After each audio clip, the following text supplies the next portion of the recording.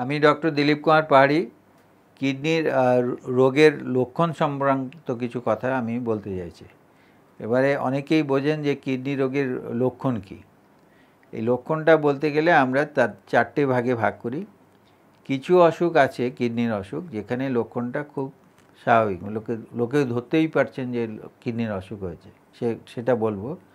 দ্বিতীয় হচ্ছে কিছু লক্ষণ আছে যেটা লোয়ার ইউরিনারি ট্র্যাক্ট মানে পেচ্ছাপের থলি বা পেচ্ছাপের দ্বার এসবের জায়গায় কষ্ট, সেটাও খুব অবভিয়াস। সেটা সাধারণ লোকেও বুঝতে পারেন যে বোধহয় আমার কিডনি বা কিডনি রিলেটেড অসুখ হয়েছে।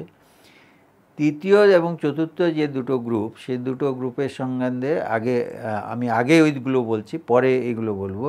সেগুলো হচ্ছে রোগীর লক্ষণ নেই কিন্তু কিডনির অসুখ আছে, অথবা রোগীর লক্ষণটা এত স্যাটেল আছে যে রোগী বুঝতেই পারছেন না যে ওটা কিডনির অসুখ। আগেই 3 আর 4 নম্বরটা বলি, তারপরে আমি 1 আর 2 নম্বরে আসবো। 3 নম্বর যে রোগী গ্রুপটা আমি বললাম যে রোগীর কোনো লক্ষণ নেই কিন্তু ওর কিডনি অসুখ আছে, এটা হচ্ছে সমস্ত মেজর প্রবলেম। মানে একটা যে কোনো লোক, ধরুন সুগার আছে কি প্রেশার আছে, ইনি প্রেশারের বা সুগারের ওষুধ চিকিৎসা করে যাচ্ছেন। এবারে ওর কোনো কিডনি অসুখের কোনো লক্ষণ নেই। ইউরিন যদি আমি টেস্ট করি, তারপরে ইউরিনে টেস্ট করে ধরা পড়লো যে তার প্রচুর পরিমাণে ইউরিনে প্রোটিন যাচ্ছে।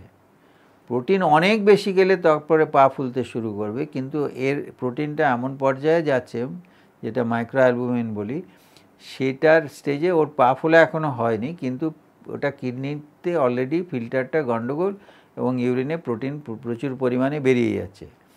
এটা খালি ডায়াবেটিস প্রেশার নয়, এমনি অন্য নেফ্রাইটিসের অসুখেরও হতে পারে, অন্য অসুখেও হতে পারে, প্রেশারের অসুখের লোকেরও হতে পারে। ফলে কিডনির অসুখ আছে অথবা সিরাম ক্রিয়েটিনিন দেখা গেল বেড়ে আছে, নর্মালের থেকে ধরুন 2 কি 3 হয়ে আছে, কি মাঝে মাঝে এখনও গাঁট ফোলেনি কিন্তু টেস্ট করে দেখা গেলো ইউরিক অ্যাসিড বেশি। তাহলে এই যে টেস্টগুলো পেশেন্ট কিন্তু নর্মাল, তার হয় ইউরিনে অ্যালবুমিন বেশি, ইউরিন অ্যালবুমিন ক্রিয়েটিন রেশিও বেশি, অথবা তার ইউরিক অ্যাসিড বেশি আছে, পরে কিডনি খারাপ হবে, অথবা তার ইউরিনে দেখা গেল ব্লাড যাচ্ছে। ফলে এটা কিন্তু পেশেন্ট নিজে কিছু জানে না। তো এইটা হচ্ছে মেজর প্রবলেম, যেটা হচ্ছে কি যদি এইটা প্রোগ্রেস করতে দিই, একটা স্টেজ আসবে যখন পেশেন্টের লক্ষণ হতে শুরু করবে, মানে যার প্রোটিন বেশি যাচ্ছে তার একদিন না একদিন পা বেশি প্রোটিন গেলে পা ফুলবে, তারপরে ইউরিয়া ক্রিয়েটিন বেড়ে যাবে, তখন কিন্তু অসুখটা অনেক বেশি অ্যাডভান্স হয়ে গেছে এবং তখন চিকিৎসা করে তাকে নর্মাল করা খুব ডিফিকাল্ট।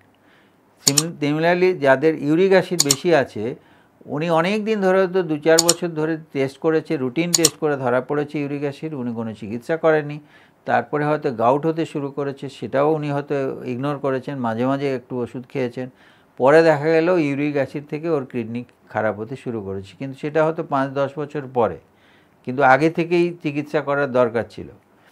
তেমনি হয়তো ইউরিন টেস্ট করে দেখা যাচ্ছে ইউরিনে অল্প অল্প প্রোটিন এবং ব্লাড যাচ্ছে, কিন্তু খালি চোখে কিছু বোঝা যাচ্ছে না, ইউরিন দেখেও উনি বুঝতে পারছেন না যে কিছু গণ্ডগোল আছে। ফলে এই যে মেজর গ্রুপ অফ পিপুল যাদের কোনো লক্ষণ নেই, খালি টেস্ট করলেই ধরা পড়ছে, হয় ব্লাডে তার ইউরিয়া বেশি, ক্রিয়েটিনিন বেশি, অথবা ইউরিক অ্যাসিড বেশি, ইউরিন টেস্ট করে ইউরিনে প্রোটিন যাচ্ছে, এই যে গ্রুপ অফ পিপুল, অথবা হিমাচুরিয়া হচ্ছে, এই যে গ্রুপ অফ পিপুল যাদের কোনো লক্ষণ নেই কিন্তু তারা নিজেরাও হয়তো জানেন না টেস্ট না করলে যে ওদের কিডনি অসুখ আছে, এই গ্রুপ অফ পিপুল এরা ইগনোর করে চলে যাচ্ছেন। আলটিমেটলি যখন কিডনির লক্ষণ নিয়ে আসছেন, মানে পা ফুলছে, মুখ ফুলছে, বা শ্বাসকষ্ট হচ্ছে, অ্যানিমিয়া হচ্ছে, প্রেশার হয়েছে, তখন অসুখটা অনেক অ্যাডভান্স, তখন চিকিৎসা করে রিভার্স করা যাচ্ছে না।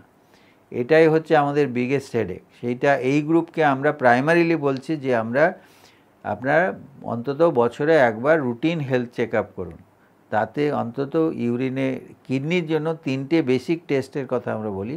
ইউরিন টেস্ট করতে হবে, মানে রুটিন মাইক্রোস্কোপিক এক্সামিনেশন, আর ইউরিনে প্রোটিন বা ব্লাড যাচ্ছে কিনা, আর ব্লাডে ইউরিয়া ক্রিয়েটিন এসব দেখতে হয়, এবং আল্ট্রাসাউন্ড। এই 3টে হচ্ছে কিডনির বেসিক টেস্ট। এই টেস্ট করলে অনেক কিছু ধরা পড়বে, এই টেস্টে যেরকম রিপোর্ট বেরোবে তার বেসিসে ফার্দার টেস্ট করে কিডনি অসুখ ধরা পড়বে। আমি এটা থার্ড গ্রুপের কথা বললাম। এরপরে নেক্সট ভিডিওতে আমি 4th গ্রুপ এবং 1st and 2nd গ্রুপের কথা বলবো।